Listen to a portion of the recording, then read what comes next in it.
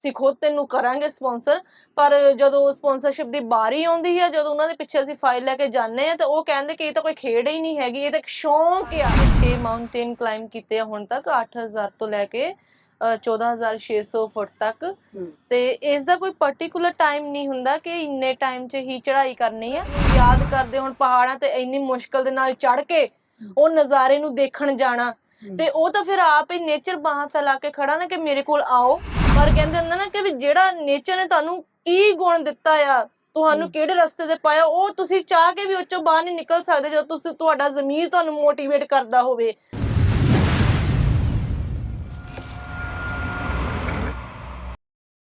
ਸਤਿ ਸ਼੍ਰੀ ਅਕਾਲ ਜੀ, ਮੈਂ ਹਾਂ ਰਾਜੂ ਗੁਪਤਾ। ਅੱਜ ਤੁਹਾਡੀ ਮੁਲਾਕਾਤ ਇੱਕ ਅਜਿਹੀ ਲੜਕੀ ਦੇ ਨਾਲ ਕਰਾਵਾਂਗੇ ਜਿਸਨੇ ਕਈ ਮਾਊਂਟੇਨਸ ਨੂੰ ਜਿਹੜਾ ਹੈ ਉਹ ਕਲਾਈਮ ਕੀਤਾ ਹੈ ਤੇ ਉਹਨਾਂ ਦੇ ਉੱਤੇ ਫਤਿਹ ਪਾਈ ਹੈ। ਅੱਜ ਤੁਹਾਡੀ ਮੁਲਾਕਾਤ ਪ੍ਰਿਆ ਅੰਬੇਦਕਰ ਹੋਰਾਂ ਦੇ ਨਾਲ ਕਰਾਵਾਂਗੇ, ਜਿਨ੍ਹਾਂ ਨੇ ਆਪਣੀ ਜ਼ਿੰਦਗੀ ਦੇ ਵਿੱਚ ਕਈ ਸੰਘਰਸ਼ ਜਿਹੜੇ ਨੇ ਉਹ ਦੇਖੇ ਨੇ।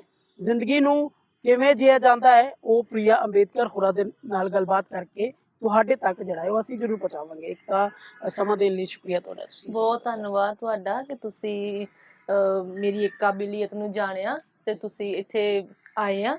ਬਹੁਤ ਥੈਂਕ ਯੂ ਤੁਹਾਡਾ, ਥੈਂਕ ਯੂ ਸੋ ਮਚ। ਤੁਹਾਡੇ ਚੈਨਲ ਦਾ ਵੀ। ਅੱਛਾ, ਮੈਂ ਇਹ ਜਾਣਨਾ ਚਾਹੂੰਗਾ ਸਭ ਤੋਂ ਪਹਿਲਾਂ, ਜੋ ਦਰਸ਼ਕ ਦੇਖ ਰਹੇ ਨੇ, ਤੁਸੀਂ ਕਿਹੜੇ ਮਾਊਂਟੇਨ ਜਿਹੜੇ ਨੇ ਉਹ ਚੜੇ ਹੈਗੇ ਹੋ ਤੇ ਕਿੰਨੇ ਸਮੇਂ ਦੇ ਵਿੱਚ ਜਿਹੜੇ ਨੇ ਉਹ ਮਾਊਂਟੇਨ ਚੜੇ, ਕੀ ਕੁਝ ਤੁਹਾਡਾ ਰਿਕਾਰਡ ਰਿਹਾ? ਮਾਊਂਟੇਨ ਚੜਨ ਦਾ ਮੈਂ 5 ਕੇ 6 ਮਾਊਂਟੇਨ ਕਲਾਈਮ ਕੀਤੇ ਆ ਹੁਣ ਤੱਕ, 8000 ਤੋਂ ਲੈ ਕੇ 14600 ਫੁੱਟ ਤੱਕ। ਤੇ ਇਸ ਦਾ ਕੋਈ ਪਾਰਟਿਕੂਲਰ ਟਾਈਮ ਨਹੀਂ ਹੁੰਦਾ ਕਿ ਇੰਨੇ ਟਾਈਮ 'ਚ ਹੀ ਚੜ੍ਹਾਈ ਕਰਨੀ ਆ। ਪਰ ਇਹ ਸਾਰਾ ਕੁਝ ਜਿੱਦਾਂ ਵੈਦਰ ਦੀ ਇੱਕ ਗੇਮ ਆ। ਮੌਸਮ ਸਹੀ ਆ, ਸਾਰੀਆਂ ਸਹੂਲਤਾਂ ਤੁਹਾਡੇ ਕੋਲ ਆ, ਤੇ ਤੁਸੀਂ ਸਮੇਂ ਬਹੁਤ ਘੱਟ ਸਮੇਂ 'ਚ ਵੀ ਕਰ ਸਕਦੇ ਆਪਣੀ ਕੈਪੈਸਿਟੀ ਦੇ ਹਿਸਾਬ ਦੇ ਨਾਲ। ਤੇ ਲੇਕਿਨ ਸਾਡਾ ਇੱਕ ਮਿੱਥਿਆ ਹੁੰਦਾ ਸੀ ਕਿ ਇੰਨੇ ਟਾਈਮ 'ਚ 2 ਘੰਟਿਆਂ 'ਚ 3 ਘੰਟਿਆਂ 'ਚ ਉਹ ਚੜ੍ਹਨਾ ਆ, ਤੇ ਉਹਨੂੰ ਹੀ ਮੁਕੰਮਲ ਕਰਿਆ ਕਰਦੇ ਸੀ। ਅੱਛਾ, ਤੇ ਬਿਲਕੁਲ ਤੁਸੀਂ 5 ਤੋਂ 6 ਜਿਹੜੇ ਨੇ ਉਹ ਮਾਊਂਟੇਨ ਚੜੇ, ਜੀ। ਉਸ ਤੋਂ ਬਾਅਦ ਕਾਫੀ ਨਾਮ ਤੁਹਾਡਾ ਹੋਇਆ ਹੋਵੇਗਾ। ਇਹ ਦੇਖੋ, ਇਹ ਕੁਦਰਤ ਦੇ ਹੱਥ ਵੱਸ ਆ, ਹੈਨਾ, ਕਿ ਕਿਹਨੂੰ ਮਤਲਬ ਇੱਕ ਸ਼ਾਈਨ ਕਰਾਉਣਾ ਆ। ਜਿੱਦਾਂ ਹੁਣ ਗੁਰਬਾਣੀ ਚ ਵੀ ਲਿਖਿਆ ਨਾ ਕਿ ਤੇਰੋ ਕੀਆ ਤੁਝੇ ਕਿਆ ਅਰਪੋ, ਨਾਮ ਤੇਰਾ ਤੂੰ ਹੀ ਚਵਰ ਡੋਲਾਰੇ।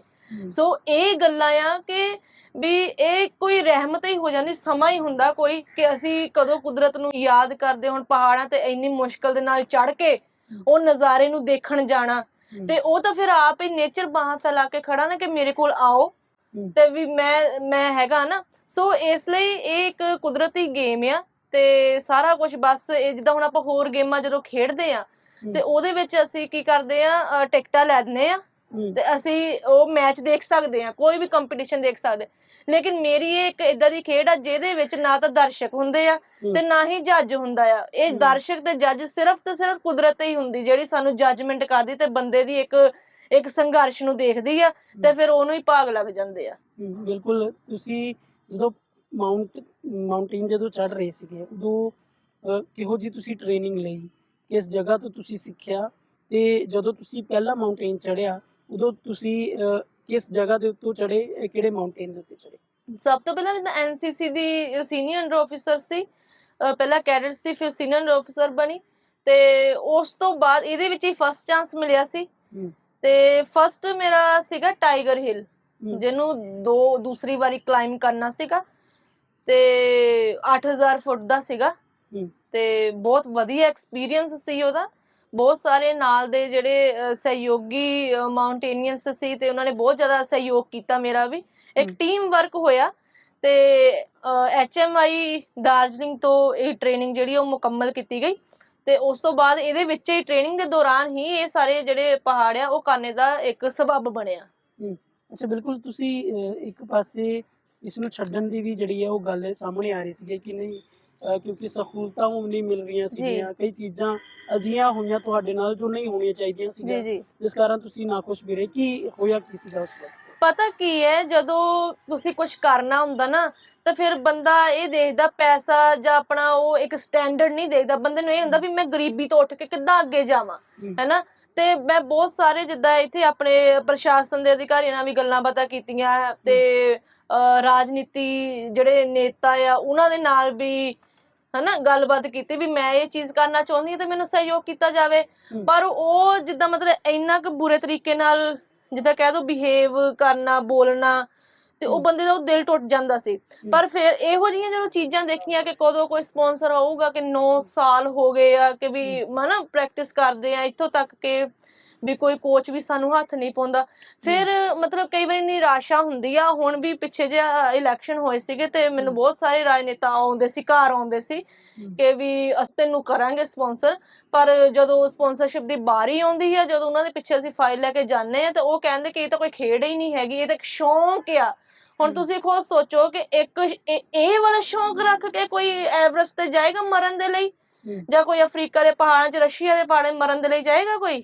ਇਹ ਸ਼ੌਂਕ ਇੱਕ ਸਿਰ ਇਹਨੂੰ ਸ਼ੌਂਕ ਕਿਹਾ ਜਾ ਸਕਦਾ ਆ? ਕੋਈ ਸ਼ੌਂਕ ਪਗਾਉਣ ਲਈ ਇੱਕ ਜਲ ਦੇ ਦਰਿਆ ਦੇ ਵਿੱਚ ਕੋਈ ਥੋੜਾ ਨਾ ਕੋਈ ਛਾਲ ਮਾਰੇਗਾ। ਤੇ ਇਹੋ ਜਿਹੀਆਂ ਜਦੋਂ ਗੱਲਾਂ ਬਣਦੀਆਂ ਨਾ, ਤੇ ਉਹ ਥੋੜਾ ਬੰਦੇ ਦਾ ਮਨ ਡੋਲ ਜਾਂਦਾ ਕਿ ਵੀ ਛੱਡ ਦਈਏ।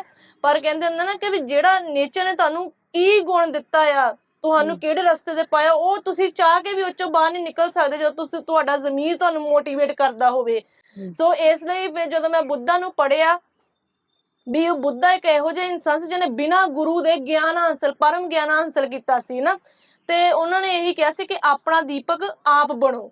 ਸੋ ਇਹ ਜਿਹੜੀਆਂ ਗੱਲਾਂ ਸੀ ਕਿ ਆਪਣਾ ਦੀਪਕ ਆਪ ਬਣਨਾ, ਫਿਰ ਮੈਂ ਇਹੀ ਸੋਚਿਆ ਕਿ ਵੀ ਹੁਣ ਜੇ ਮੇਰਾ ਨਾਮ ਗੂਗਲ ਤੱਕ ਵੀ ਪਹੁੰਚ ਗਿਆ, ਗੂਗਲ ਵੀ ਦੱਸਦਾ ਕਿ ਪ੍ਰਿਆ ਅੰਬੇਦਕਰ ਕੌਣ ਆ, ਵੀ ਉਹ ਮੈਂ ਆਪਣਾ ਦੀਪਕ ਇੱਕ ਆਪ ਬਣੀ ਸੀ, ਤੇ ਅੱਗੇ ਆਉਣ ਵਾਲੇ ਸਮੇਂ ਵਿੱਚ ਵੀ ਮੈਂ ਆਪਣੇ ਆਪ ਨੂੰ ਖੁਦ ਹੀ ਰਚਨਾਵਾਂਗੀ। ਬਿਲਕੁਲ, ਆਪਾਂ ਖੜੇ ਹੋ ਕੇ ਗੱਲਬਾਤ ਕਰਦੇ ਹਾਂ। ਇਹ ਮੈਨੂੰ ਜ਼ਰੂਰ ਦੱਸਿਓ ਪ੍ਰਿਆ ਜੀ, ਜਦੋਂ ਤੁਸੀਂ ਚੜ੍ਹੇ ਸੀਗੇ, ਜਦੋਂ ਮਾਊਂਟ ਐਵਰੈਸਟ ਦੇ ਵਿੱਚ 5 ਤੋਂ 6 ਤੁਸੀਂ ਮਾਊਂਟ ਜਿਹੜੇ ਨੇ ਉਹ ਕਲਾਈਮ ਕੀਤੇ ਹੈਗੇ ਆ, ਤੇ ਉਸ ਤੋਂ ਬਾਅਦ ਤੁਹਾਨੂੰ ਪਪੂਲੈਰਿਟੀ ਬੜੀ ਮਿਲੀ ਹੋਵੇਗੀ, ਲੋਕ ਬੜੇ ਸਮਰਥਨ ਕਰ ਰਹੇ ਹੋਣਗੇ।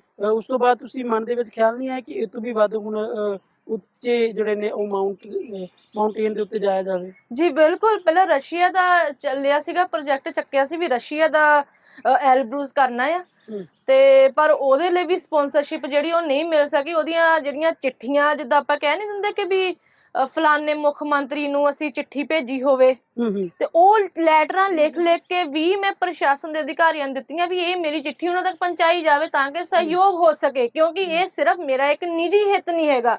ਜਿੱਦਾਂ ਕਿ ਇਹ ਰਾਜਨੇਤਾ ਹੁੰਦੇ ਨਾ ਕਿ ਵੀ ਇਹ ਇੱਕ ਸ਼ੌਂਕ ਆ, ਕੋਈ ਖੇਡ ਨਹੀਂ ਹੈਗੀ, ਇਹ 'ਚ ਮੇਰਾ ਨਿੱਜੀ ਹੱਥ ਨਹੀਂ ਹੈਗਾ। ਜਿੱਥੇ ਮੈਂ ਦੇਸ਼ ਦਾ ਝੰਡਾ ਲਾ ਦਿੱਤਾ, ਉਹ ਇੱਕ ਆਪਣੇ ਸਮਾਜਿਕ ਹਿੱਤ ਸਾਰਾ ਵਿੱਚ ਆ ਜਾਂਦਾ ਹੈ ਨਾ।